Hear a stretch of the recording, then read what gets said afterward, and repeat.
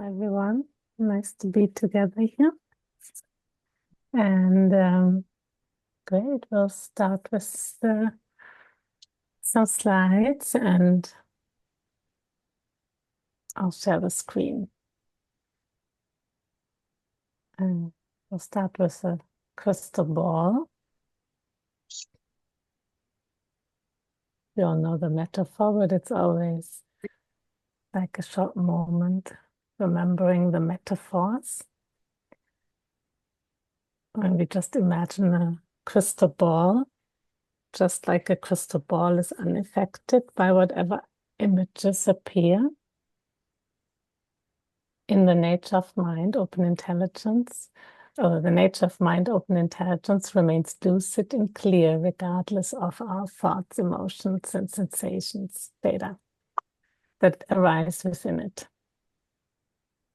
So that open intelligence, what's looking, is something about us that is always stable, clear, open, complete perceptual openness in all experience. No matter how we describe anything at all, we describe it as something good or special or something not good and we want to get rid of. And in a short moment, we confirm the indestructibility and openness of open intelligence.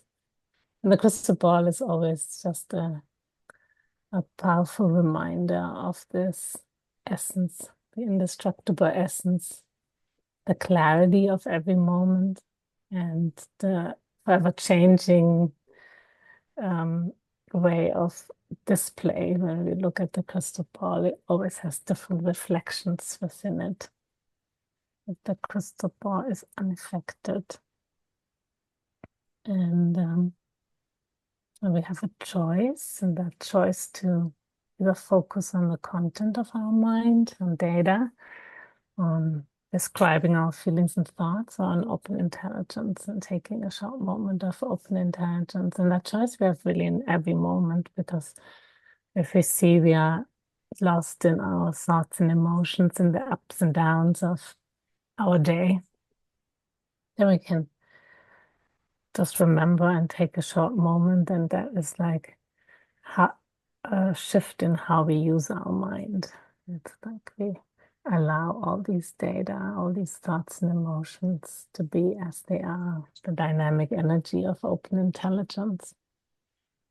In open intelligence, thoughts and emotions vanish naturally, leaving no trace, like reflections in a flawless crystal ball. Yeah, they vanish naturally. They self-release. They appear and release and vanish without our effort. That's the key point, is that we don't need to effort to try to change our thoughts and emotions habitually, and how we are trained to really change our thoughts and emotions to make them better, to feel better, to be a better person. And in a short moment of open intelligence, it's the spontaneity of open intelligence, we find the ground of being that lets every data be as it is, the dynamic energy of open intelligence.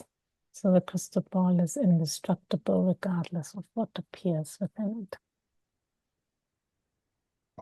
And here, if we plant open intelligence seeds, an unending field of open intelligence will grow. If you plant a data naming seeds, a ceaseless field of data will grow. That always illustrates it in a powerful way. It's our choice. We either choose open intelligence and have the open intelligence field, or we focus on all our thoughts and emotions, and then we have an endless field of data grow. And it's really ceaseless. When we look at our mind, data, our thoughts, emotions, they're unpredictable and they're countless and ceaseless. They can't be controlled, maybe to a certain degree, but then again, there's just the countless display of data. So when we recognize open intelligence, we can confirm and also train the instinctive recognition of open intelligence, and then we have this unending field of open intelligence. Yeah, all thoughts and emotions are recognized as the dynamic energy of open intelligence. Open intelligence and data are inseparable, like the sky and the color blue. The dynamic energy of open intelligence, as we see that all data are open intelligence. Only there's only open intelligence and its energy. Dynamic energy. All data, initially it's clear that all data appear within as an open intelligence. And then we see that there is only open intelligence. I mean, we see all the labels and we can label and describe everything, yet we know the fundamental nature of everything. The inseparability is instinctive, even though initially it might be a concept, an understanding, and then probably more and more an instinctive recognition.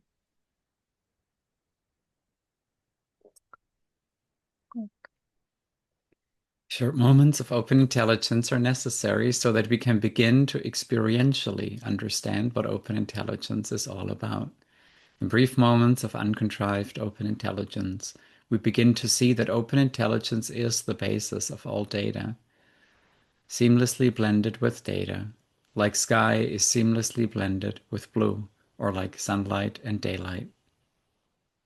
It's beautiful to see in the, since quite a few of you are in the empowerments, you'll recognize that probably there are things that you may have read even just a few weeks ago that seem more even like hard to understand, let alone experience. And then looking back, it's become instinctively clear, which is very different than trying to understand something. And the power of this practice in particular is that we can really come to this instinctive understanding from within, so to speak, from the direct experience. So in our direct experience, we can see that no data is experienced ever without open intelligence.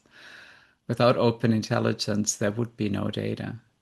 We're not saying there would be no world out there or anything, but in your direct experience, data only are due to the power of open intelligence that make data known to us. And similarly, in every moment of open intelligence that we recognize in every short moment, there also will be some sort of data, even if the data is, oh, the crystal clarity of open intelligence, that too is ultimately an experience.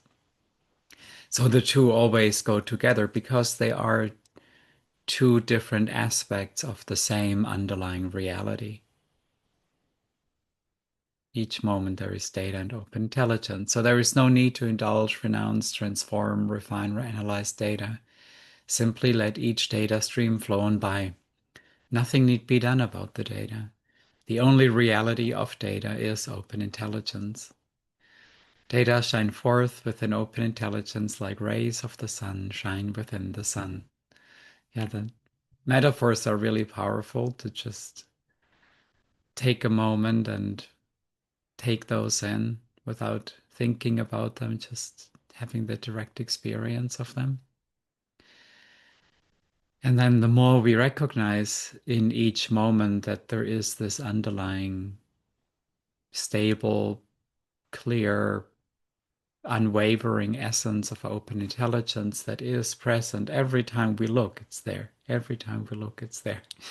That's what we rest and relax us. And so there, this confidence grows that there is no need to indulge, renounce, transform, refine, or analyze data from direct experience. So it's not something we need to believe or have like abstract faith in. We can recognize in every moment that the knee-jerk reaction that we need to do something about this thing, whether it's a thought, an emotion, a circumstance, a relationship. In this very moment, there is nothing in the way to just rest and relax deeply for just this moment. And then we might still take action. And the empowerments are a lot about that, actually, then in the later empowerments to take skillful action. So not every time we act, it's considered, an avoidance or an indulgence or a reification.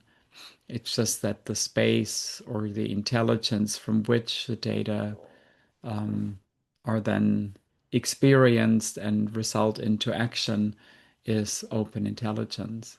It's not that restricted, limited intelligence that only sees the labels. Oh, Kati, you need to talk to that one. Okay, I need. Yeah, there's nothing else that needs to be done about thoughts and emotions. All data self-release. We rely on the power of open intelligence in our everyday life. Short moments of open intelligence many times becomes continuous at all times. Yeah, like this kitty cat relaxing effortlessly with nothing more to do. That's exactly the recognition of open intelligence. There's just nothing that we need to do about any of our thoughts, emotions, sensations, experiences, all data self-release. The action that you recognize the wisdom and therefore potential action, skillful means that arise spontaneously recognized in open intelligence recognition. And it's the power to know what to do, how to respond to a circumstance. And it's like the cat, it would spontaneously jump up if there's a dog running towards it. So it wouldn't just like sit there and say I'm resting. It will instinctively know that's something to rush away from. Or it knows it's a friendly one and they're good friends. So it depends, time, place, and circumstance. So yeah, the short moments many times have all the wisdom and benefit. The key is that kind of effortlessness of every moment, even in action. There's an effortlessness. There's all data self-release. So there's nothing that we need to do to change our data. It's just wisdom and benefit naturally shining forth. So this uncontrived, we're focusing also on this effortlessness, uncontrived, open intelligence. So short moments of uncontrived open intelligence launch continuous, unending open intelligence. Initially, open intelligence may be momentary or occasional. So it slips away. It's not obvious all the time. We take short moments, and it's actually good that it's short moments, brief moments, and momentary, because we are not making it into something, some kind of state. However, the power of short moments, open intelligence grows increasingly obvious. Its spontaneous presence is increasingly obvious. So it just naturally becomes obvious, naturally more instinctive, yeah, more confidence in that open intelligence is right there and obvious without thinking about it necessarily. So knowing also, that's also conceptually clear, but also knowing open intelligence has always been present. We just didn't notice it due to our focus on all the thoughts and descriptions and emotions. So short moments of uncontrived open intelligence are the means to inexhaustibly expand open intelligence within all data. So these short moments. And short moments is one of the four mainstays. So all the four mainstays together build the algorithm of inexhaustibly expanding the recognition of open intelligence. within all data. So like reading these texts, they are naturally evocative of confirming open intelligence, and listening to the media, reading the 12 empowerments texts, all of these aspects of the Four Mainstays, having a trainer to ask questions or hear their experience and have instructions that support like the instinctive recognition rather than any kind of idea of open intelligence. And also the community here hearing each other and knowing it's possible for everyone, because everyone is already open intelligence, and that's definitely obvious. And then it becomes naturally obvious in each person taking that choice, making that choice to recognize open intelligence or take short moments or to show up. Sometimes just showing up to meetings like this is enough. We don't even need to take short moments during the week. It's okay to take them. It's great. But some just listen to talks and come to meetups like these. That works. Okay, I think maybe we'll even pause here after this one. That's also, I like that. If we have positive thoughts, that's fine. And if we have negative thoughts, that's fine. We might not feel comfortable, but with open intelligence, there's a deepening of trust that we are okay no matter what is happening. And we recognize the stability and the self-release of all thoughts and emotions. Okay, I'll pause here. So we have time for the shares and questions and see how it's going for you in the 12 empowerments, or generally, or maybe you have a question. Okay. Yes, Eileen, hello. Hi everybody. I've just completed empowerment 8 and 9, and it's not for the faint-hearted. I was surprised at the level of resistance to doing some of it, and then just resting, leaving it alone, and coming back. But I have to say, having completed it and taken a brave pill now and again to get me back into the seat, how liberating it is, how liberating it is to see just how much I was still being run by reified data, just the conscious knowing of that. And actually I found myself laughing a couple of times, how ridiculous it is, and the pain and suffering I've caused myself and others as a result of that. So while there was a lot of sadness, there was also, this is madness. Why am I going to continue to do this? This is, insane. So I have to say, more and more I'm losing interest in getting involved in the story. And it's interesting that it's a losing interest. It's not the other way around. I'm not actively saying I don't want to be involved in story, or I'm not going to participate in stories. It's actually a falling away, a lack of interest, which just feels very natural. Just like anything that I've started or done in life, and suddenly it's no longer part of my life. It's less and less am I interested in it being part of my life. But also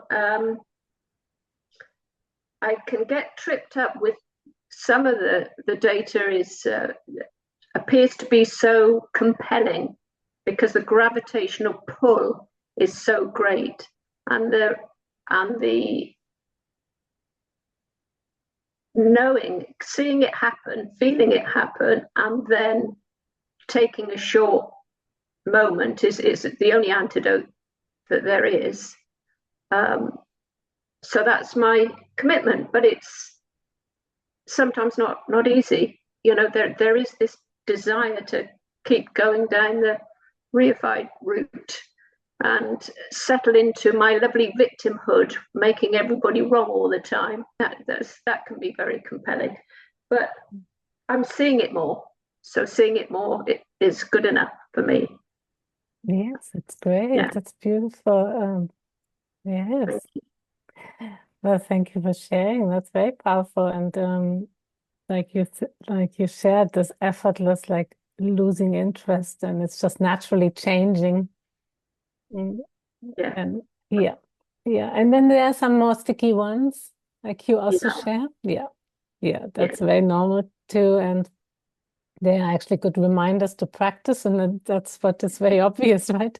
It's like it Yeah. boosts the short moments, even though we think, oh, why is it more? But maybe we don't even think that. It's just like practice is just there. Yeah.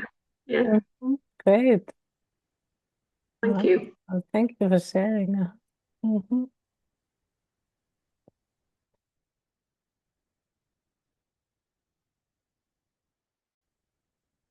Yeah, I will share some. Yes, Natalie. Yeah, I'm very happy to be here, and it's perfect timing for me because just a few minutes or 1 minute before the start of this meetup, I received messages from my husband who went away 7 months ago, and now he's questioning me about money. So I could rest, and while seeing the trigger, and that was really really good for me, and especially the meetup starting just at the same moment. And I mentioned that the body, so there is a sensations in the body like alert or triggers. I mean, something is the body was felt, and so while being in the first minutes with you, I could leave it as it is, and now slowly the levels of alertness or um, uh, coping mechanism and whatsoever are going down, and it's wonderful. This opportunity is really great to see that, and but the fear or something which is triggered is more felt in the body now than Mm. yeah than in the so-called mind. I mean, so I'm aware of this data in my body, which takes a little moment to be released. Yeah, Yeah, and to I don't allow know it if to I'm be. clear.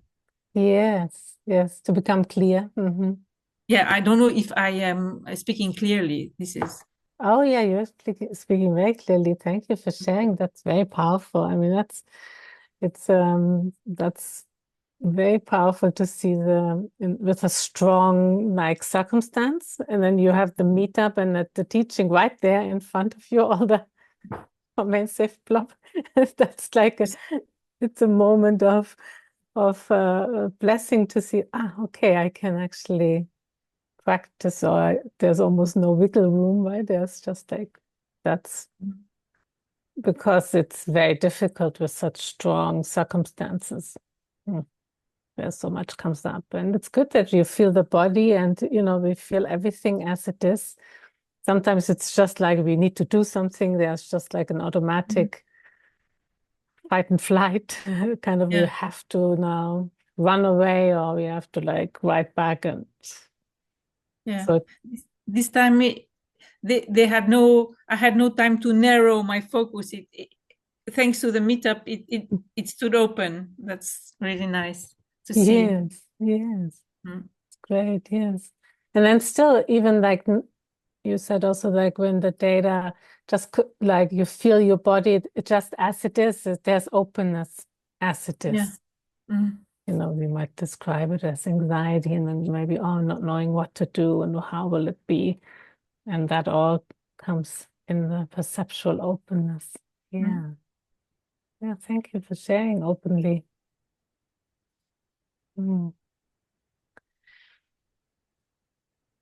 Yeah, like we sometimes hear, it's a simple practice and recognition. However, it's not always easy. And it's that if we feel it's difficult, or that's why there's the support of the four mainstays. That it doesn't mean we're not doing well. It is right. It's like, yeah, we're doing, like, we have a moment of opportunity, and it doesn't mean it's easy. Thank you. Thank you.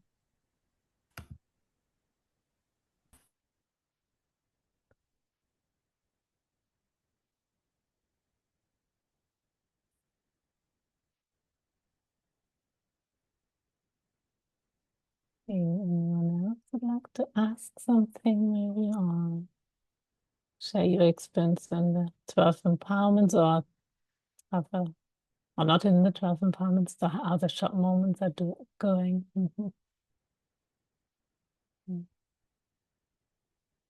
Yes, Tina. Yeah, I feel like I've had an experience this week that's been challenging for me, but and I can relate to like taking those short moments. And so I had this experience of a person just spending a couple of minutes just telling me what a terrible person I am on WhatsApp, and I listened to it. And at first I had this gut, this reaction to like, wow, that's terrible. Like, but I didn't have the like feeling bad about myself at all. But I did have a reaction, and I sent a message to her, and then it didn't go through, and I was really grateful. So I got rid of it. And then and then I sent her a very nice message and said thank you very much, and felt very, because I took those short moments and just said, maybe we shouldn't be friends right now because this doesn't feel positive in my life right now, and that was really good. So, but I'm still thinking about it and taking short moments. So I feel like I've struggled a lot this week, and so it's been challenging for sure. Yeah, yes, of course. Yeah.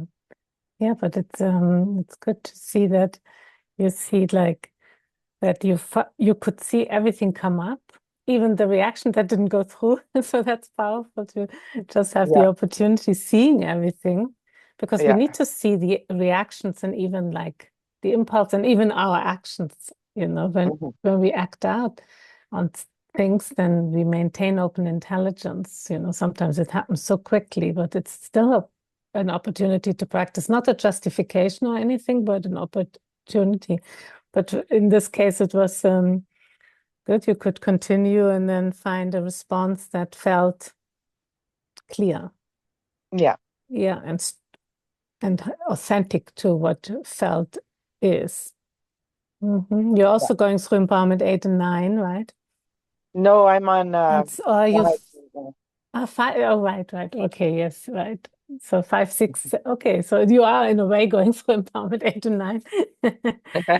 Yeah, yeah. Yeah, So you'll see that all come confirmed in 8 and 9. yeah, yeah, Yeah, these kinds of actions, and recognize, seeing everything about action and how to respond and reaction. hmm hmm hmm yeah. It was really, because normally I would just react and then feel this bad feeling in the pit of my stomach, and and regret that too, because I've reacted in a way that, and it was just so amazing that it was just, because then I would think about it over and over again and over, and I couldn't stop thinking about it, and felt like I was totally out of control. So it was just a totally different place to be in, and it was really wonderful.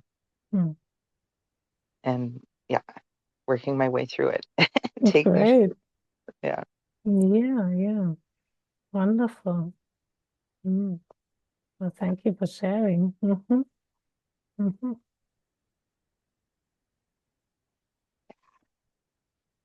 Perfect.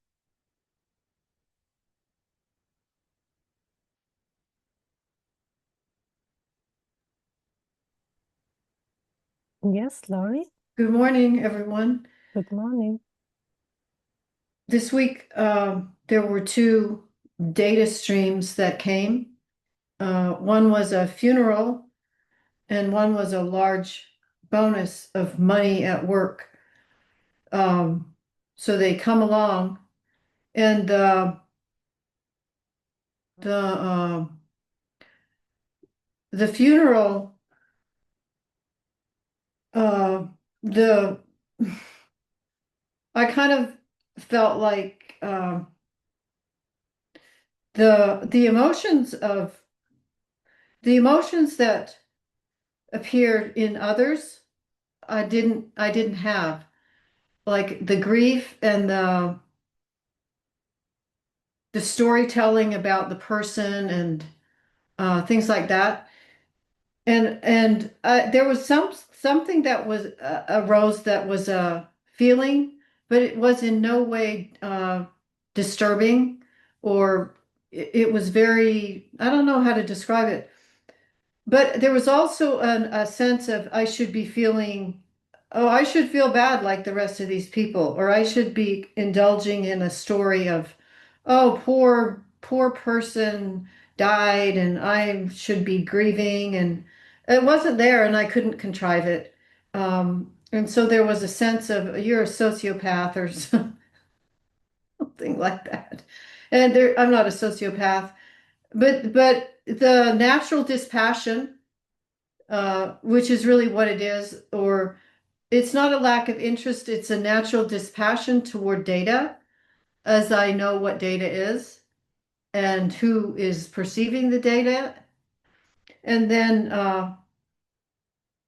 there was no residual effect. It was attended and then it was left, and uh, and then the thing at the work, it was another, you get blindsided sort of by things. And this seemed to be, oh, this is a pleasant blindside. You get a nice bonus. But I noticed that it was a blindside, which could have been, oh, you got fired. And then what is it then? Are you gonna wallow in a pit of hell? Or with the nice data. So it's like the natural dispassion toward the data is happening, and it's it's just a steady kind of moving about as life appears, and it's kind of Mhm. relief.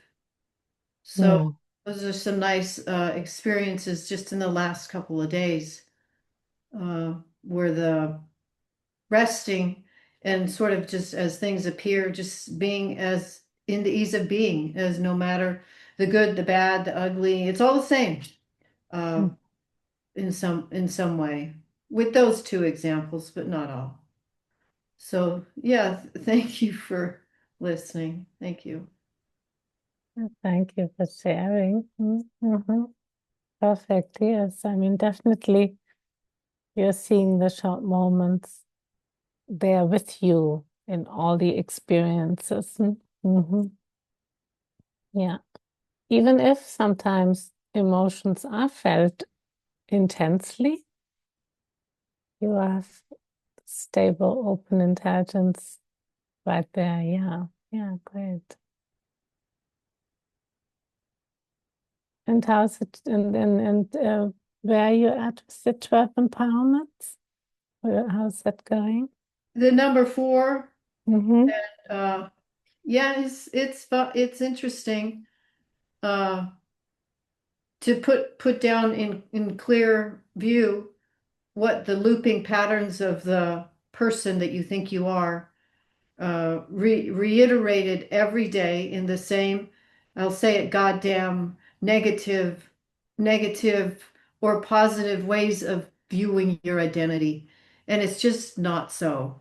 It's just not so. All it is a bunch of thoughts coming up that you have thought they were yours. And so it's just sort of a nice display of, oh, this is Lori, or it could be this is um, Eileen or Bill, or it could be any of us. And it's like it's not even personal. And I thought that was me. Mm. Thoughts are not me. Uh, uh, it's not me. So does regurg the looping patterns of the identity can be clearly seen in that fourth empowerment. Mm. Yeah. Great, great. Yeah. Thank Great. you. Well, thank you for sharing.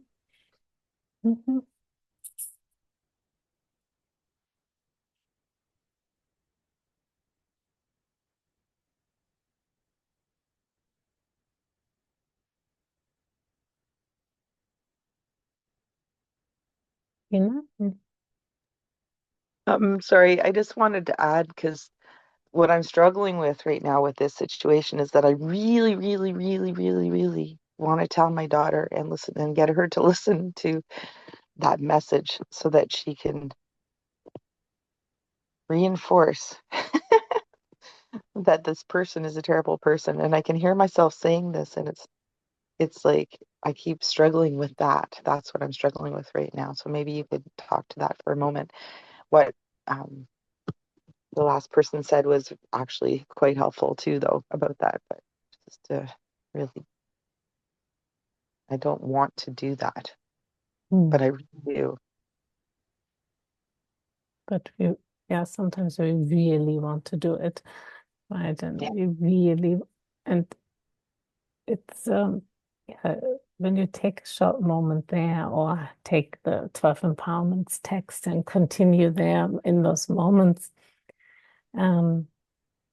it gives you the like we are sometimes like don't have the space where we can actually take a short moment and not act because the reactions are so quick, right? They're like so such an urge. We need to do it now and just feel that fully. And that take it's like an opportunity now to recognize open intelligence's urges of surges of data, really wanting to act and get very, very, yeah, see oneself and see all. Like it's really seeing all impulses of everyone, including ourselves. We see our own impulses very, very deeply and the suffering of that. And you have a great clarity that you don't really want to do that. And that's the clarity in that. But impulses are strong. They take over usually. You can see how that's the human suffering there. Mm-hmm. Mm. Yeah, so that's empowerment 6 and 7 deepen like how give us more confidence and more how to let actually data be as they are. That's actually 6 and 7. So with difficult impulses and urges and overwhelm, they sort of support. Before 8 and 9, like basically it's what you already shared. It Yeah. sounded, like 8 and 9 is will deepen, any kind of action. But for now, it's really letting that be as it is. Wow. Mhm. In a short moment, but take all the short moments sometimes might not be, but even in struggle, there's a short moment, right? Mm-hmm. Yeah. Yeah. Mm-hmm. Okay. Thank you for that perspective. It's good. Mm-hmm.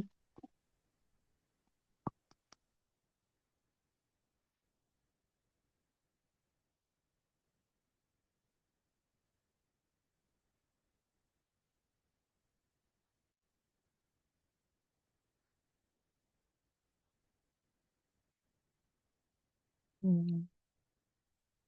Okay, any other questions?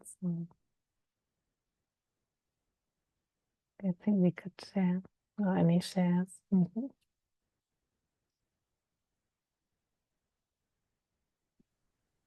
I'll share. If Mm-hmm. um Great. yeah, I think I'm on empowerment 9 as well, and I'm trying to think of a way to concisely bring into focus where I'm struggling a little bit. So I'll use a real life example. So I have data around sort of not being very social and avoiding family and friends and connections with people. And I'm constantly trying to make myself do those things that I need to do so I don't become an old lonely lady, which is another huge data stream. And my niece was in town. She's 2 hours away, but she was generally in the Southern California area. And so I thought, yeah, this is great. She's here, her kids are here. It's an opportunity for me to do that connecting thing that I'm supposed to do. So I'm not an old lady, a lonely lady. And I mean, I laugh because it's funny, but it's extremely persistent and it kind of runs through my whole life. And then, the day came to actually go and meet them, and it was going to be like Disneyland, California Adventure, and all of that resistance started to come up. And I rested and rested and rested and rested. And I still finally eventually I ended up texting her and saying, sorry, I just have too much going on. I just can't go. And it felt like a failure, even though I really, really feel like I applied the tools like consistently throughout the day and then after with all of the like self-flogging and guilt. But I think what you had just said, Kathy, just and it was to allow data to be completely as it is. Well, if it's avoiding is the data, and it's explicitly in the teaching that that's one of the three ways that we avoid relationship. It's really, I'm sure it's just to continue to do the same. I think there's a lot of data around I'm supposed to do this practice to change who I am. And that's where I have a conundrum is it's like, oh, but what I do is avoid. And so I think we're supposed to shift that. So if you could speak to that, that would be fabulous. Yes, that's a very, thank you, powerful share. And also your insights, you're also confirming already. Yeah, I actually, while, I feel like I'm avoiding or avoiding, it doesn't really matter what it is. You rest right there. You actually take short moments right there in the feeling that all the thoughts around yourself, how you should be, and then how this is an avoidance and how what the teaching would say would be the right thing to do. And so basically, it's like an opportunity to see all of that. Whether that's right or wrong, that is absolutely just conceptual. Even like to discern. For now, it's just the power of short moments to recognize wisdom and recognize everything as the energy of open intelligence, including any kind of big time avoiding. Or who knows, maybe it was wisdom. Only you can know. So from the outside, there is no way to label and to categorize anything. It's in yourself, the harmonization with all of you as you are. So basically, it's just like the relationship with yourself now. That is the main of allowing yourself to be exactly who you are with all your data around how you should be. And then, of course, your wish to connect and your wish to not do certain things, and just seeing that all as the energy of open intelligence, pure. That's so incredibly reassuring. Yeah. Yeah. Yeah. Yeah. You feel it like it touches our hearts when we really feel that it's a moment of love, really, for ourselves.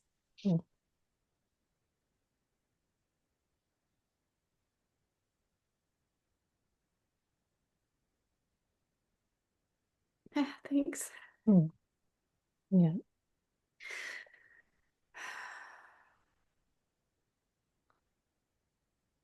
I've always been in teachings where it's like you're trying to be a better person. And everything, it's like you put this input in so you come out different, and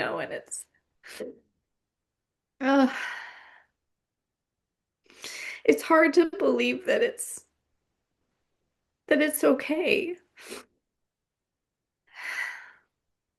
Yeah. Yeah. Thank you. That's really helpful. Mm. These are happy tears. Yes, yes, it is Not to label them. yeah, no, but it's true. It's like a tear of relief and like, wow, but we put ourselves through not being um, good enough and wrong, and we need to be fixed.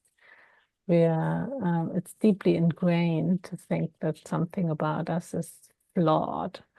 And obviously, we take anything, and including teachings, to confirm exactly that kind of view, that there's something fundamentally wrong with us or originally sinned. And then we need to get to the other side to be better. Yeah. Yeah. Yes. Hmm.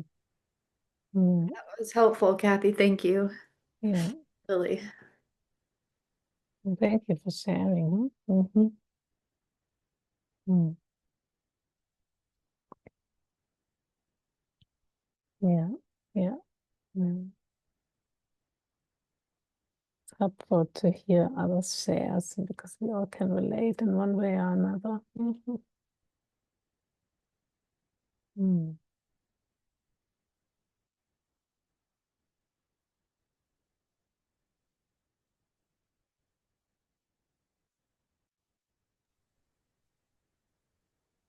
Yes, Natalie. Yeah, I'm very moved by this witnessing of Holly, and I can really relate. I think it's not easy to make the difference between, for example, what I like or what are my, for example, I would like to go to see some movies, but not other movies, and whatever our likes are, or I would certainly not be deciding myself that I would go to Disneyland, for example, but do something else. So it's difficult to say this is okay, and sometimes it's difficult to say this is okay. And I remember, I don't know, it came together a talk of Rinpoche, who was speaking about people who were coming to her in India and saying that they asking her to become their guru, and but they wanted to drop their family and spouses because they just wanted to practice. And she was answering, oh, but then you don't come to me. I will not be your guru. I mean, I'm not in that. And so this is something different that likes and so there is an expression in English, likes and wants. This Mm-hmm. is something really different. Can you just say a few words about the difference, if I'm able to make myself clear? Kathy, I think just smiling at me as well, Yeah, right? yes. Um, yeah, I maybe the word you were looking for is preferences as well. Like there are natural preferences, right? That we all have, and my my standard example is coffee. I just really like espresso, like really well made espresso. Um, and I don't like tea as much, although sometimes I feel that my system might have a preference for it, and then I'll have a cup of tea. Um, there is complete freedom in all of it. I think that's really what we're experiencing more and more is complete freedom to be as we are, to be our authentic self, and not to insist and indulge the authentic self and frantically run after our after our preferences and be limited by them. but also not needing to renounce them. I think that's a typical, like, right, if we look at the ancient practices about renunciation, there is only freedom when it includes and subsumes, pervades everything. Then we're completely free. And that means we'll still be doing something. I'll be having water, coffee, tea, or whatever. So can as well have what I like.